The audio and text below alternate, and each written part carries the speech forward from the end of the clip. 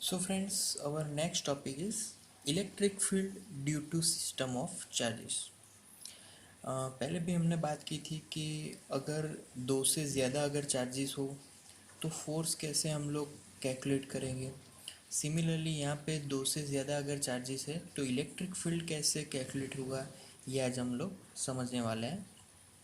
तो सपोज़ के हमने कुछ चार्जेस लिए, सपोज़ के this is Q1, Q2, Q3 और यहाँ पे सपोज़ Q4 ले लेते हैं। क्लियर, चार चार्जेस ले लिए।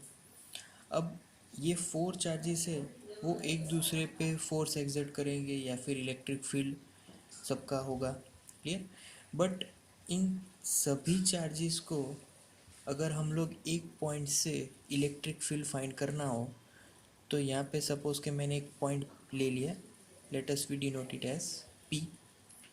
और ये जो पॉइंट है, अगर उस पर मुझे इन चारों के कारण इलेक्ट्रिक फील्ड फाइंड करना हो तो फिर क्या करना पड़ेगा कि मुझे इस पॉइंट पे टेस्ट चार्ज रखना पड़ेगा। टेस्ट चार्ज को मैं यहाँ पे एज अ स्मॉल क्यू लिख लेता हूँ। Clear, okay. ये जो पॉइंट पी है that is also our origin. तो हमें क्या करना है कि सपोज़ के Q1 है, Q1 इस पे इलेक्ट्रिक फील्ड, तो ये पूरा डिस्टेंस है, इस डिस्टेंस को हम लोग लिख लेते हैं RP1। Clear, electric field on P by Q1। Similarly यहाँ से ये डिस्टेंस तो RP2। अब ये वेक्टर क्वांटिटी है क्योंकि ये डिस्टेंस भी डिनोट करता है और इलेक्ट्रिक फील्ड की डायरेक्शन क्या रहेगी, तो आउटवर्ड डायरेक्शन, क्योंकि ये सब हमने पॉजिटिव चार्ज लिए। सिमिलरली यहाँ पे भी आउटवर्ड डायरेक्शन। सपोज के this electric field is due to Q1, so electric field is denoted by vector E1। Similarly due to Q2 vector E2। Similarly यहाँ से Q3 to Q vector RP3। So this electric field is vector E3 and Q4. So here to here RP4 and that electric field is E4। तो यहाँ पे बन गए चार electric field क्योंकि चार चार्जेस है।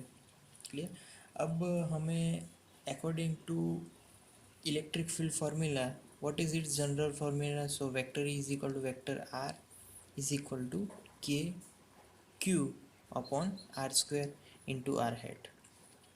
सपोज कि हम लोग बात कर रहे हैं फर्स्ट इलेक्ट्रिक फील्ड, तो E vector E1 is equal to के।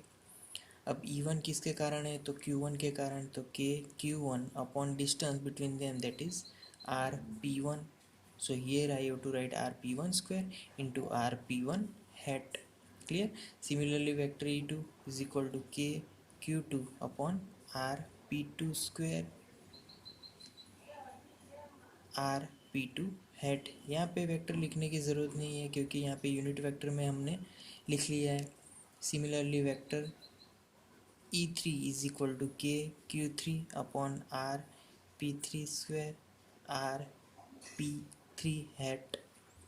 Similarly E4 is equal to K Q4 upon RP4 square RP4 head. तो ये बन गए हमारे चार इलेक्ट्रिक फील्ड फार्मूला। चार इलेक्ट्रिक फील्ड फार्मूला बन गए, बट हमें तो इस पॉइंट पे टोटल इलेक्ट्रिक फील्ड फाइंड करना है। तो अब क्या करेंगे, तो जैसे कि आगे हमने फोर्स में सुपर पोजिशन प्रिंसिपल से ये फाइंड किया था, तो सिमिलरली यहाँ पे total electric field is equal to vector E1 plus vector E2 plus vector E3 plus vector E4। तो इसको हम लोग बोलने वाले हैं कि वेक्टर सम। ये सुपर पोजिशन प्रिंसिपल से हमने यहाँ पे वेक्टर सम किया है।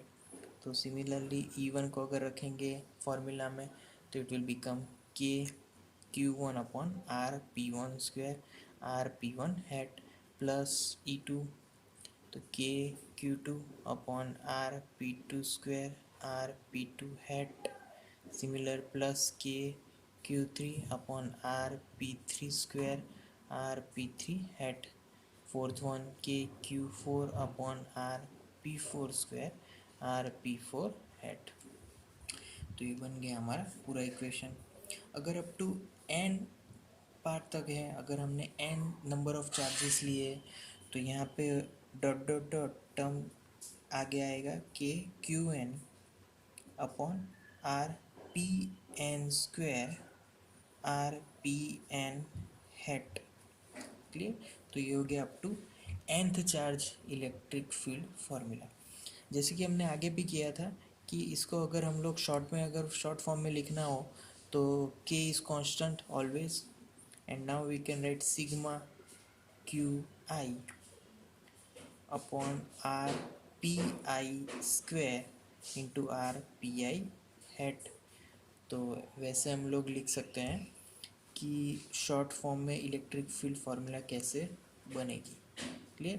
तो this is electric field due to system of charges. बहुत सारे चार्जेस होंगे तो ऐसे ही हमें पूरा इलेक्ट्रिक फील्ड का समेशन कर देना है।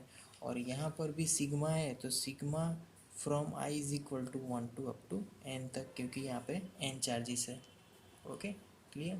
Thank you.